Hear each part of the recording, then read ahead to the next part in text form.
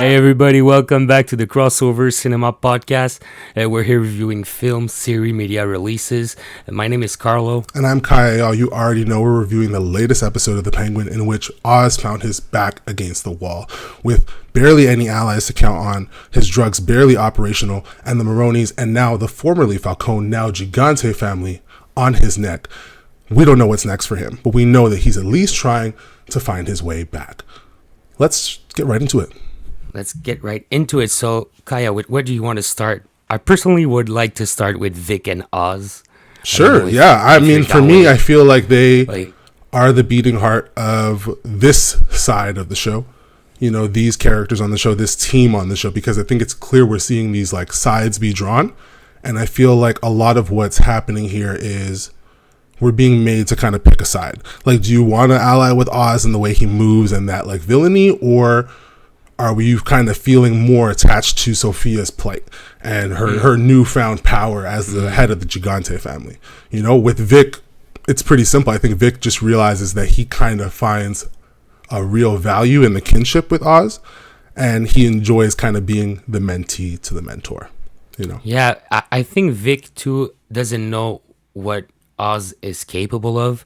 I feel bad for Vic sometimes because I think clearly that Oz is trying to manipulate him, but he's just like stuck with that. Like that's the dynamic at play. I think we're expecting like a big downfall for Vic, maybe realizing like a reality check about Oz that's coming in the future. Because right now I think Vic is a really ready little like knight that's ready to do everything, but I'm not sure. Well, especially like that. Seriously. I think with the help he's given him, like the now that he's committed a murder for him, you know, aided and abetted his killing of Alberto, all these sorts of things. It's like he's too in deep. Now he's in too deep, and I think he thinks that like there's a value in the relationship at the end of the day. Yeah, but there's he something thinks that he did the right choice. I think that's what he thinks in his head. Like, okay, I did the right choice. I'm staying with Oz. I'm going to learn a lot of stuff, but like long term, he can kind of find that path where he will see that same success that Oz has. You know, like he kind of envisions it for himself, what he deserves, right? Because that's all what this show's about, is what everybody deserves. I think that's the main theme at play, even for Sophia.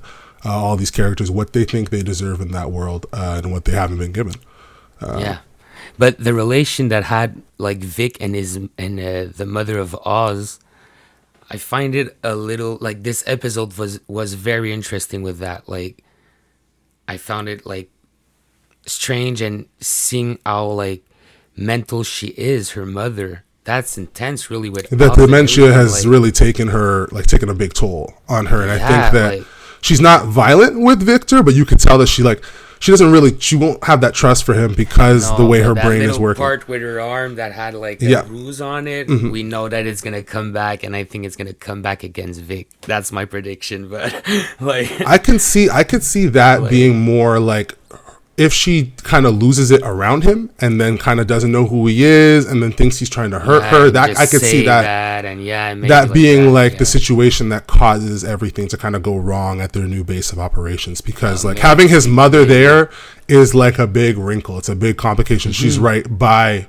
where you're at, and Sophia and the Maronis now have an incentive to go and look, and we don't know what Salvatore knows about Penguin, because Sophia's under the impression his mother's dead, right? But I'm sure that somebody knows a thing or two about his family, and let's not forget his girlfriend. You know, I think it's very clear, even though she cut ties, you know, if Sophia already saw her girls, like she said, I'm involved, you know, and you got me in deep.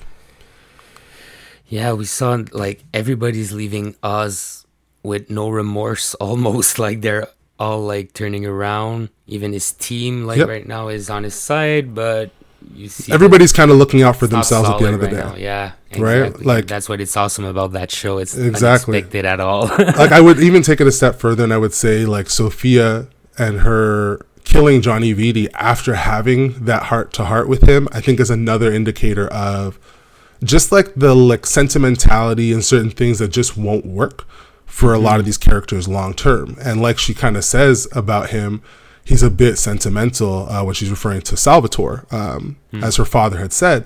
And I feel like for Salvatore, he has a sentimentality that she's okay with, because he respects his family. And like she said, if your daughter's driver had ratted out your daughter, what would you do? I'd cut the driver up, and it's like that to me is, I think, that mismatch that she was looking for. She didn't get that from her mother because her mother was taken from her, and then at the same time her father and that family, that's not how they were structured.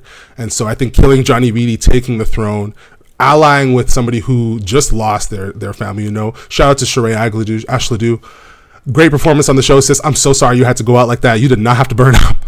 But it's a great way to leave as an actress. Absolutely. You always want to leave dying with a high note. Yeah, cut, exactly. I mean? But what I like about Sophia is that we only had one episode really that we saw her life, and we are attached almost as Oz. Like we saw her through all those episodes, but we were following principally Oz. But right now, like, I think I'm Team Sophia. Seriously, like, I really want her to succeed.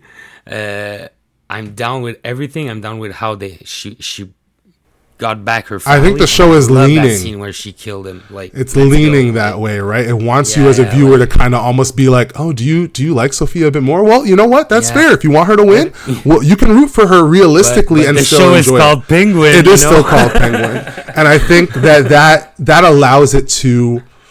I guess the best way to describe it is like have their fun with it. Let him suffer the way that we've kind of been saying. He's been too high up. Everything's been going way too swimmingly, and like.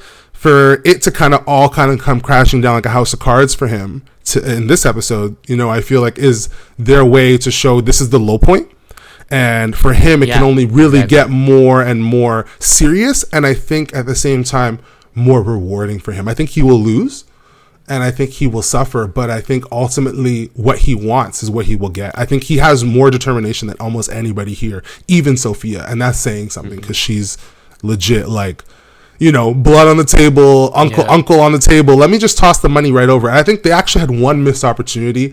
They missed the visual of the camera overhead and all the money being grabbed with the pool of blood and like the slow. It felt a little bit TV there. I could have seen a little more cinema for that because that was such a powerful moment, But overall. But the thing is, I think I'm going to say that Sophia and Oswald are not a team, but are a pair, that's for sure. Like, they are destined, I think, to finish together. I'm not sure that one will rise on top of the other before the end of the season.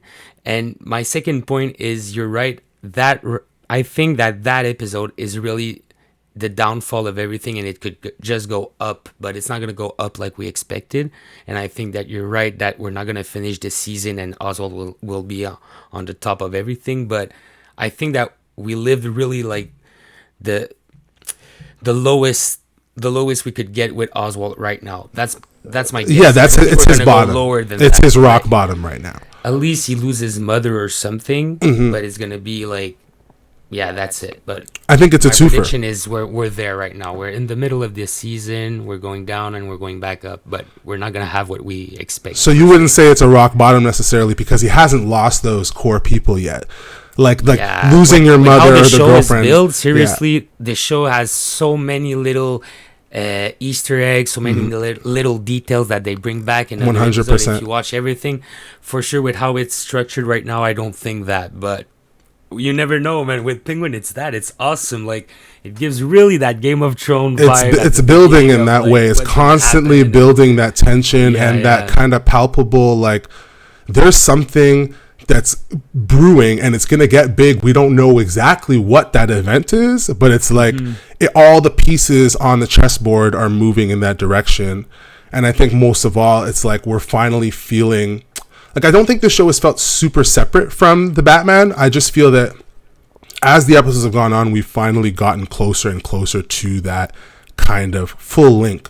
I think seeing the mayor elect who was killed at the beginning of the Batman on the posters and seeing Real, the one who won the mayoral candidacy in the film, I feel like is a good way to like bring it in. And then at the same time having that, I don't know how his voice kind of works, but the police chief, was such a good cameo right there. Let's talk about his voice a little bit. Just a little bit. It's got that. He smokes at least like 9 packs a day. I don't know. I don't know if it was a voice that he created only for the character, or if, but for sure it gives Gotham vibe. 100%. Like that comic vibe, but it was strange to see it in like real action. Like, well, that's the thing. I think it's like they keep finding a way to like comic booky. Like they make sure. Don't forget it's a comic book. Like there were some lines that Oz was saying. It's crazy. And I felt that way about it. Like it felt very much like he was leaping off the comic page and going like, you know, what do we deserve? You know, like that kind of energy. And I was really just, I was vibing with it all throughout the episode and vibing with his L's. He's got a good meltdown face. I gotta say, you know, it was really great. But all in all, I would love to just like see where they take his Penguin persona fully, because I think we've seen all the pieces for it to build to that. But now, show it to me. Give me the outfit. Give me the cane. Give me whatever your interpretation of it is, and I will respond in kind and be very happy. I think because I think we're there. Yeah, I'm very down with seeing the character being the character we know of. That it's more characteristic, more like a stereotype. But I'm down with seeing that. What I want to see like more about it, because I'm curious about it, is that crown point, you know, like when they went hiding, and that area bad guy that we don't really know yet who it is. Oh yeah, squid part is coming. Yeah, I think that's the thing. He was the guy. He was one scene early on, but that he was the friend of, not Vic's friend, but Vic's friend's cousin, who was implicated in a lot of crimes and whatnot. So I think that he's probably going to notice Vic, or there might be some sort of interaction that's going to go down. I think we're going to really see. I think it's going to go with a maybe a collaboration, because right now Oswald is alone.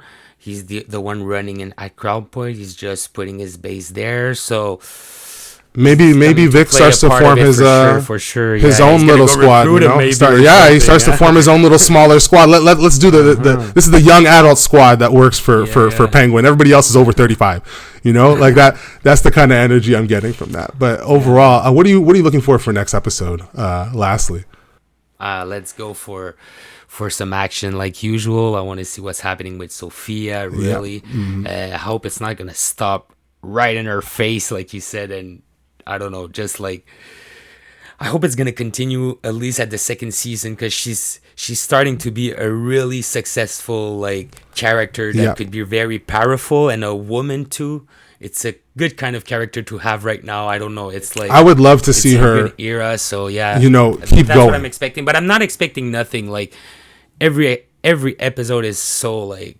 unexpectable. So I'm just riding the boat, man. I'm just you know what? It's okay like that. Like those expectations being subverted constantly kind of just benefits the series at the end of the day, because they keep finding a way to switch it up, and it's not always something that you can necessarily think of, but it almost always works better than what you imagined necessarily. Yeah. And if they come back to something that was more predictable, I wouldn't be mad, seriously, with everything that happened. It would still work for you, but exactly. But it's clear that every time they go for a big shock, you know, like killing VD is a good example of that, is to give you that kind of, you don't really know what's going on. That little heartfelt moment between them didn't mean squat at the end of the day. Exactly.